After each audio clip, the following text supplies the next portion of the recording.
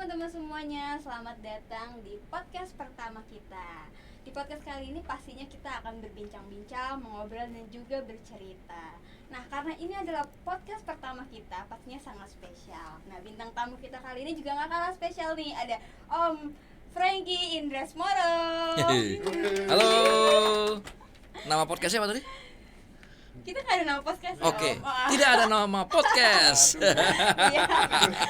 Iya, apa kabar Om? Baik, alhamdulillah sehat. Akhir-akhir ini kesibukannya apa nih Om? Akhir-akhir ini aku sibuknya ngantor saja nih. Ngantor saja, oke. Nah, Om ini kan dikenal sebagai ex-drummer dari salah satu band terkenal juga Om dulu di Indonesia, yaitu Katanya. Iya, oke. Band Naif. Nah, gimana sih Om? Boleh diceritain nggak tentang perjalanan hidup Om setelah tidak lagi bersama dengan band ini? Perjalanan hidup aku ya setelah tidak bersama band ini, overall sih jauh lebih sehat sih. jauh lebih sehat, lebih teratur hidupnya gitu. Artinya karena aku ngantor kan. Jadi kalau ngantor kan kehidupannya seperti teratur ya.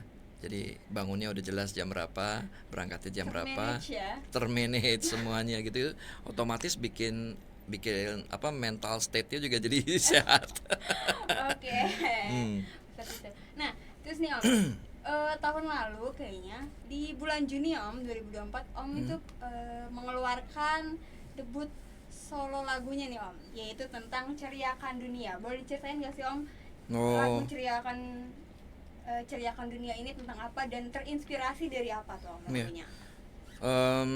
Kalau nggak salah itu rilisnya 2024 bulan Februari kalau nggak salah. Februari. Betul. Karena nggak apa-apa, karena aku ingat banget bulannya karena itu aku rilis bareng sama wedding anniversary ke-10 sama istri, ceritanya begitu. Gemes. Iya, jadi tapi lagunya sebetulnya diciptakan tahun 2005. 2005. Jauh sebelum ketemu sama istri.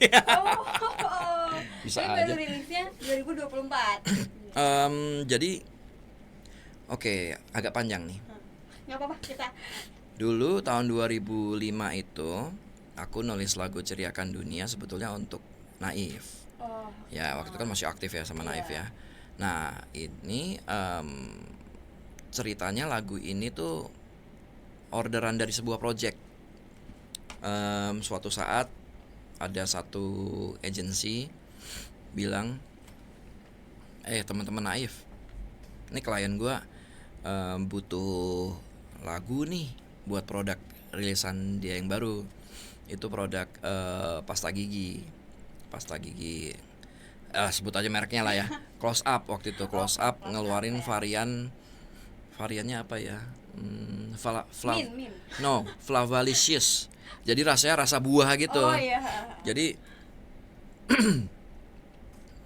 Jadi gimana caranya menggambarkan begitu produk ini dipakai itu rasanya bermacam-macam. Seperti varian buahnya gitu, seger, terus bikin hati seneng, membuat dunia seakan cerah kayak gitu.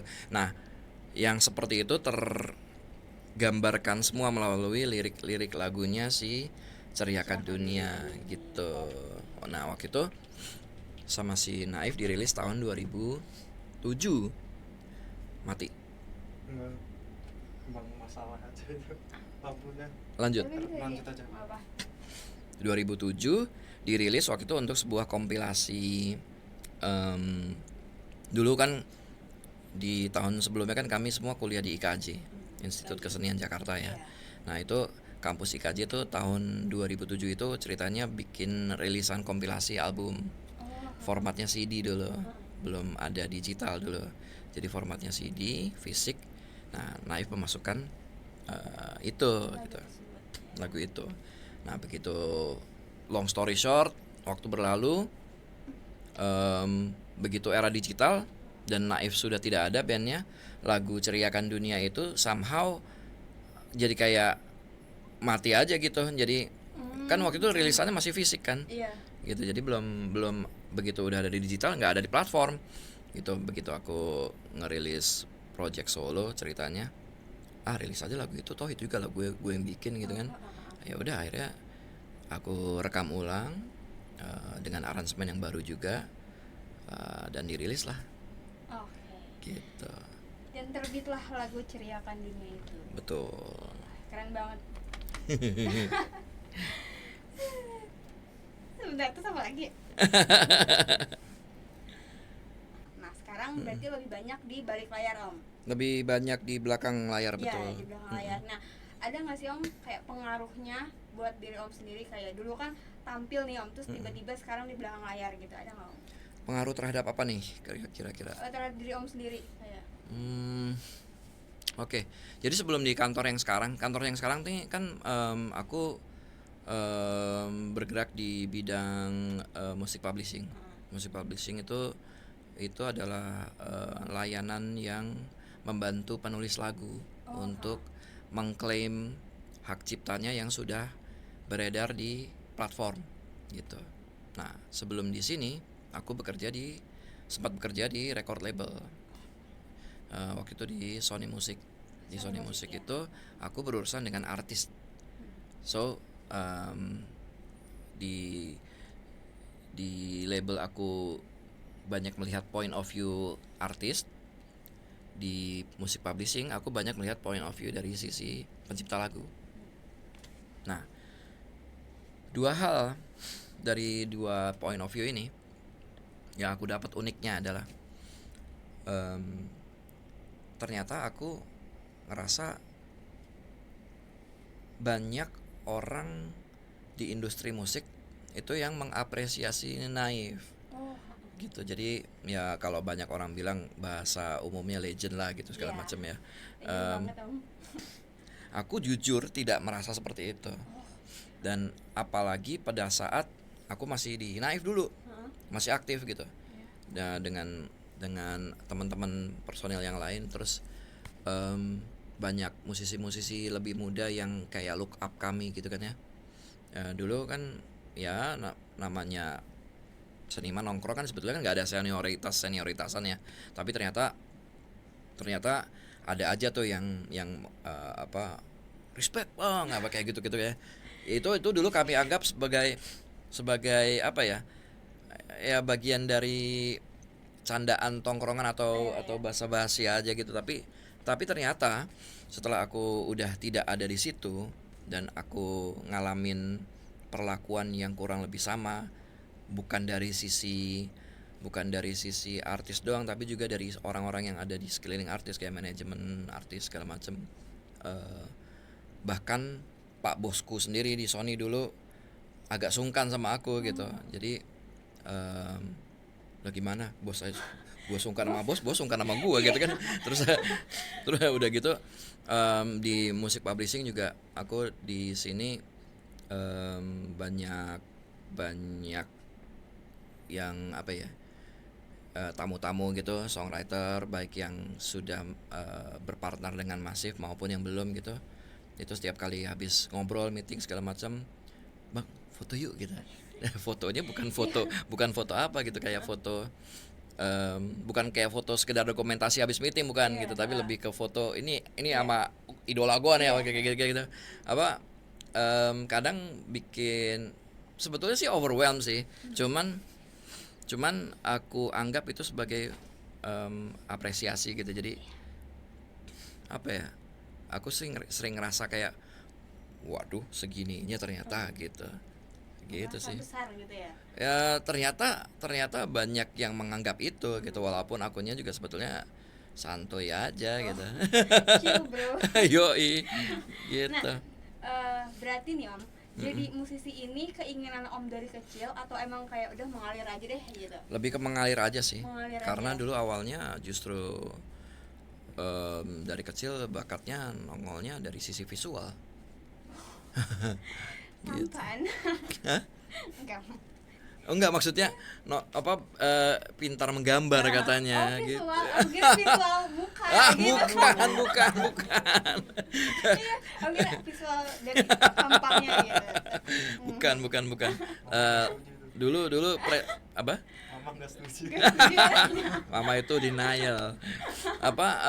Dulu lebih banyak berprestasi di bidang visual aja gitu. Waktu sejak TK malah gitu. Terus ya cuman kalau diingat-ingat ternyata dari kecil juga, dari usia TK itu udah tertarik dengan performance musik gitu. Jadi aku ingat banget, aku lagi ikut lomba menggambar gitu di outdoor dulu. Jadi ini buat anak muda ya. Jadi dulu ada namanya Taman Ria Monas, teman-teman. Taman Ria Monas. Iya betul. Sampai sekarang masih ada nggak Om? Nggak ada lah. Udah nggak ada. Oh. Jadi waktu aku kecil itu kan mungkin sekitar tahun di TK ya. TK tuh berarti aku mungkin tahun 1979 atau 80 lah mungkin. 1970. Oke. Purba ya. Iya. Enggak Om. bukan jadul lagi kalau buat kalian itu purba gitu. Kita hampir sama Om. Terus pas lagi ikut lomba gitu, aku dengar ada live music tuh. Tertarik gitu dengar suara gitu. Nah, aku ingat nih. Aku lari ngelihat si musik performance-nya itu. Terus entah kenapa mataku tertuju ke instrumen yang namanya drum. Drum. Ini kalau aku ingat-ingat sekarang, wah di situ tuh kayaknya tuh udah sign dari universe gitu ya. Tapi dulu nggak nyadar. Maksudnya pada saat aku masih ngeband pun aku juga nggak terlalu nyadar gitu. Baru nyadarnya pas udah usia parubaya gini. Baru jadi aku merhatiin gimana caranya dia main gitu. Nah setelah itu kalau diingat-ingat lagi, ternyata dulu aku kalau misalkan pas lagi ada nonton TV gitu kan hiburan anak kecil zaman dulu nonton TV doang. Nonton TV-nya channelnya cuma satu lagi, TVRI doang. Oh iya. Asli. Oh. Iya. Nah, itu kalau ada performance musik, aku pasti merhatiin pemain drumnya. Dan ya disitulah ternyata aku udah mulai timbul ngulik ya gitu. Oh gitu. Berarti sudah bertahun-tahun ya Om buat di musik itu. Udah, aku belajar main drum pertama kali itu SMP. Nah, jadi kan sudah bertahun-tahun ya Om di dunia musik. Nah, ada nggak sih kayak Om ngerasa kayak, oh ini kayaknya berguna juga nih buat kehidupan gue sehari-hari gitu? Ada nggak Om? Udah jelas lah, yang menghidupi aku waktu itu. Aku dulu sebelum akhirnya full di kantor, itu aku beneran full time musician.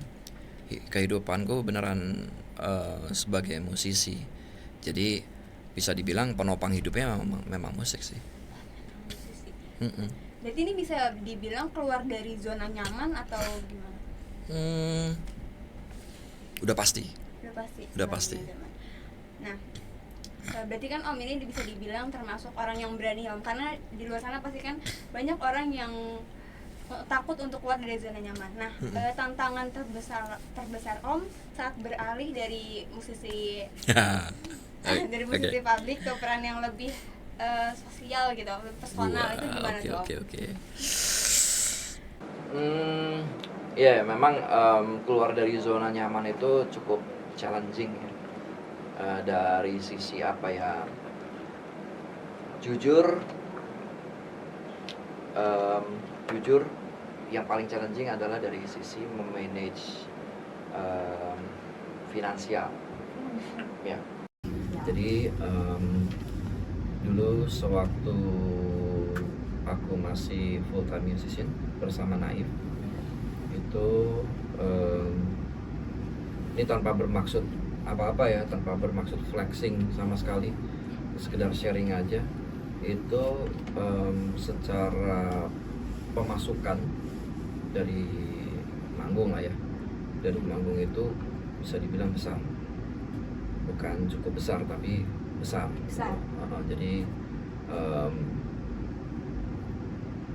kalau di strata sosial gitu mungkin aku dulu golongan B+ atau bisa dibilang A gitu, dengan dari sisi pemasukan dan gaya hidup ya gitu.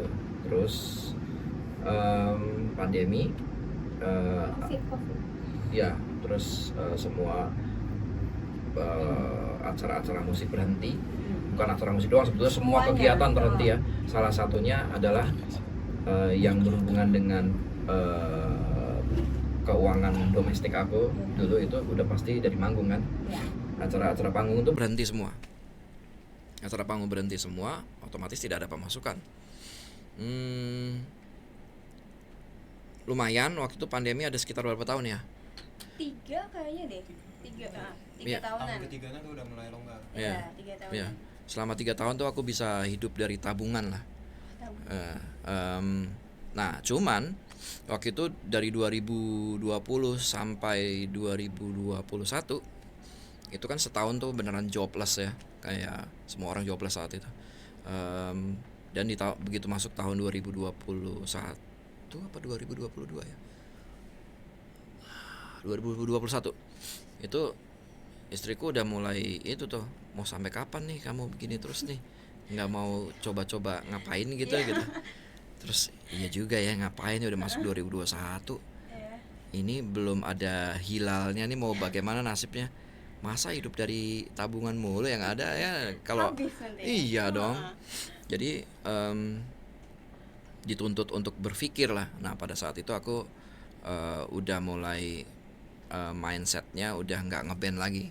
Mindsetnya tuh beneran oke, gue nyari sesuatu dari mana nih, producing musik, menjadi musik produser gitu misalnya. Musik produser udah pasti akan ada aja tuh fee-nya kan, honornya ya. Namun kan bicara soal honor berarti bicara soal kapabilitas dalam hal ini, termasuk juga kredibilitas gitu. Aku secara dikenal orang sebagai personilnya Naif, itu value-nya berbeda dengan aku berbicara sebagai aku sendiri gitu. Ngerti kan maksudnya? Udah pasti value-nya beda nih. Iya. Kalau misalkan aku sebagai musik produser membawa nama pribadi, sudah pasti value-nya akan jauh lebih kecil ketimbang yang Mas Pepeng yang personil Naif gitu.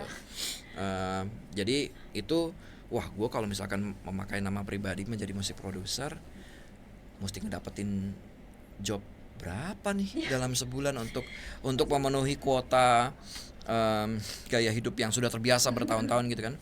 Nggak cukup nih, nggak mungkin. Sampai akhirnya nyoba untuk ngobrol dengan pihak musisi sana, musisi sini, label sana, label sini, segala macam, mencari celah gitu, sampai akhirnya mentok terus. Aku mikir, wah kayaknya gue mulai harus consider untuk mencari steady income nih. Steady income dari mana ya? Yang ngantor lah udah pasti. Ini dialog sendiri nih ya. Iya. Yang ngantor lah udah pasti gitu. Oke, ngantor di mana ya?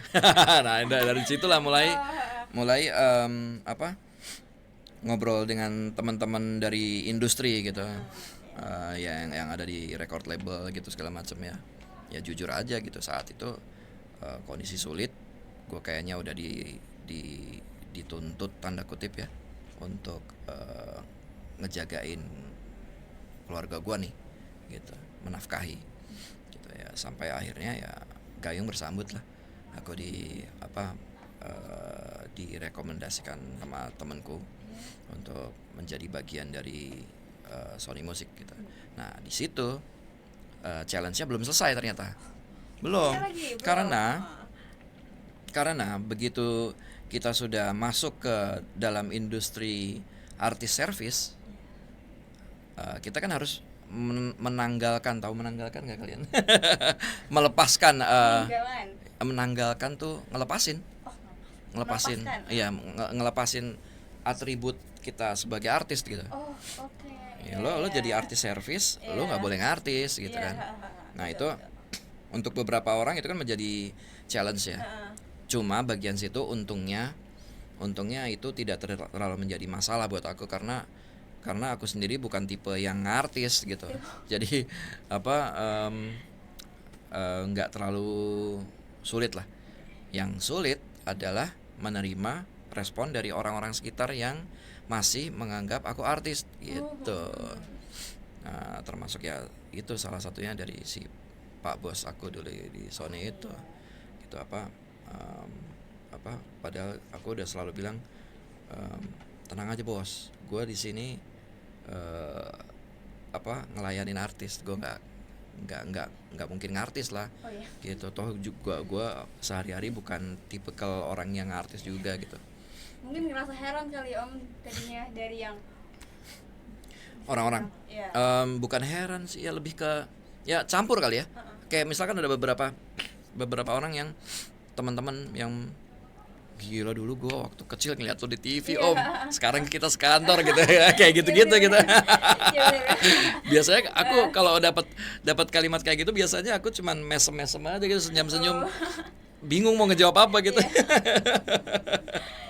Gitu jadi keluar dari zona nyaman memang udah pasti, namun ternyata keluar dari zona nyaman itu tidak semenakutkan itu gitu. Jadi memang it's all about mindset sih. Iya gitu. Jadi teman-teman Om tuh bisa dibilang kayak dulu lo idola gue, sekarang teman kerja gitu ya. Nah, berarti nih dari tantangan-tantangan atau challenge-challenge yang udah pernah Om hadapin. Nah, berarti selama hidup itu ada nggak sih Om ngerasa kayak hidup penuh makna gitu? Nah, arti dari hidup penuh makna buat Om sendiri tuh kayak apa sih Om?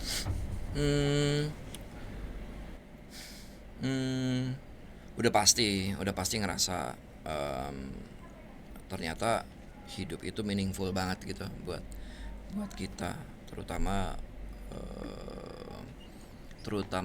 hal-hal yang berkaitan dengan apa ya, dengan kedekatan personal gitu. Kayak misalkan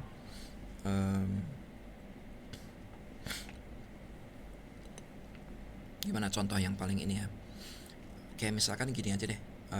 Dulu waktu aku masih jadi gini, susah juga ya gimana menyederhanakannya. Aku tuh mengalami kehidupan pernikahan 2 kali ya. Jadi aku sempat divorce di kehidupan yang pertama. Jadi ya kalau ngomongin fase-fase hidup aku tuh ya, itu ada fase remaja mah udah pasti pencarian jati diri mah, itu udah pasti benar lah. Terus yang berikutnya, begitu kita menganggap diri kita seperti seakan udah mengenal, yaitu di usia 20-an kayak usia kalian gini. Kan kadang-kadang kita ngerasanya gue udah gede nih gitu. Itu yang lo rasain di usia lo. Buat orang yang di atas lo, itu akan menganggap lo tetap bocil gitu, ngerti ya? Gitu. Jadi kita akan selalu berada di titik kita sudah merasa mengerti, namun sebetulnya buat orang yang lebih banyak pengalaman hidupnya, kita tuh belum ada apa-apanya gitu. Bahkan mungkin di usia aku sekarang, buat yang lebih senior dari aku pasti ngerasanya lo belum seberapa gitu. Bisa jadi begitu. Jadi di beberapa fase aku, kayak misalkan waktu aku pernikahan pertama tuh usia tahun umur 26 nikahnya. Kalian umur berapa sih? Kita 20-an. 20-an, 23, belum ada sih Om. Oke. 20. Iya. 21, 22 ya. Wow. Bayangin 4 tahun kemudian lu nikah gitu. Itulah aku dulu. Aku menikah pertama tuh tahun umur 26. 6 tahun lagi. Iya, 26. Dulu ngerasanya gue udah cukup umur. Gitu. Iya. Begitu udah 10 tahun kemudian, anjing gue dulu nikah muda banget gitu. So tau banget gue dulu nikah. Bener. Gitu. Iya. Melihat 10 tahun aku belakangan gitu, waktu itu usia misalkan 26 nikah, umur 36 aku ngeliat 10 tahun sebelumnya, peng lu nekat juga lo gitu. Cuman dulu kalau orang tua kan bilang kan menikah saat sudah merasa mapan kan. Dulu aku merasa mapan financially gitu. Jadi gue bisa kok ngidupin gitu. Jadi habis itu aku ternyata di usia-usia setelah menikah pertama dulu, itu justru usia krisis pertama aku tuh, midlife crisis ya. Itu midlife nggak sih? 28 2 ya kan? Ya kan? Ya, di tengah Ya kan? Iya. Nah, itu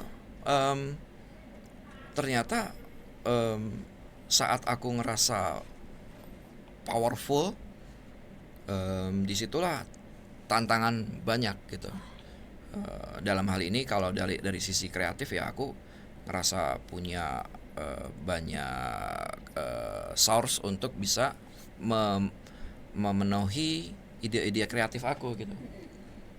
Bikin project ini, project itu, apa segala macam, itu sangat ambisius banget tuh loh, tanpa memikirkan dari sisi bisnis. Jadi kalian kalau ngomongin tentang ide kreatif, untuk bisa termanage kan harus terpikir bisnisnya juga kan ya. Nah, dulu tuh mungkin terlalu sombong juga, dan juga mungkin terlalu independen gitu. Sampai akhirnya aku dipukul gitu sama Tuhan, dipukul. Yoi, bukan sentil lagi, ditampar gua. Itu aku mengalami tahun-tahun terberat aku tuh. Mungkin sekitar tahun 2010,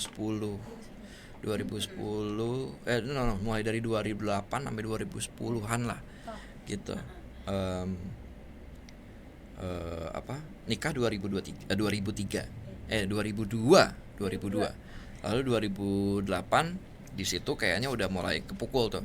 Jadi ada satu project yang aku nggak usah nyebut lah ya.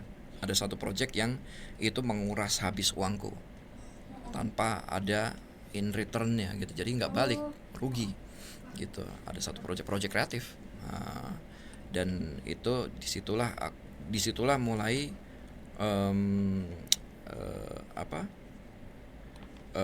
goyah tuh kepercayaan diri segala macam gitu, termasuk ternyata berimbas ke kehidupan pernikahan gitu. Jadi ya semua masalah nongol lah intinya di fase periode itu gitu. Termasuk juga aku ternyata dulu terlalu sibuk untuk mikirin duniawi.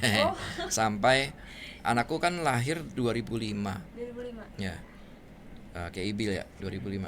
2005 aku dulu sama sekali tidak dekat dengan anakku. Ya orang kerja gitu ya. Betul. Dia lahir baru berapa bulan aja udah ditinggal 4 bulan buat tur keliling Indonesia gitu. Terus ya begitu pulang pun masih sibuk lah dengan ini itu segala macam, sampai akhirnya aku mengalami itu di periode 2008. Itu bangkitnya susah sekali. Kehidupan rumah tangga juga waktu itu bisa dibilang berantakan. Akhirnya 2011 aku resmi divorce, untuk kebaikan semuanya. Divorce-nya baik-baik sih. Jadi berantakannya 2008 sampai 2010, lalu udah mulai membaik, hubungan membaik, tapi sepertinya rumah tangga tidak bisa dipertahankan lah, memang harus pisah aja gitu. Nah, aku pikir itu akan menjadi sesuatu yang miserable gitu, tapi ternyata emang bener ya, kita keluar dari satu pintu menuju pintu lain. Itu pasti akan ada banyak opportunity, banyak kebaikan. Jadi kalau misalkan kalian itu mungkin di sini ada yang agamanya Islam gitu, itu di Islam tuh ada dalilnya yang bilang bahwa di balik segala kesusahan pasti ada kemudahan gitu, dan itu ternyata benar gitu. Jadi memang kita zona nyaman itu bahaya banget lah ya. emang harus keluar gitu dari situ. Semua ketakutan itu mindset doang gitu. Jadi keluar dari, kan untuk memutuskan perceraian itu kan bukan perkara mudah ya. Pasti takut, kita pasti takut. Aduh, ntar gue gimana sama anak gue, kemarin aja gue gak deket sama anak gue, kalau gue pisah apa yang terjadi gitu kan. Cuman kalau dipertahankan hanya untuk anak doang, nggak baik juga. Orang tuanya udah nggak sejalan kok, gitu. Jadi malah ke mental anaknya ya Om. bisa jadi. Akhirnya yang diputuskan waktu itu ternyata not bad at all gitu.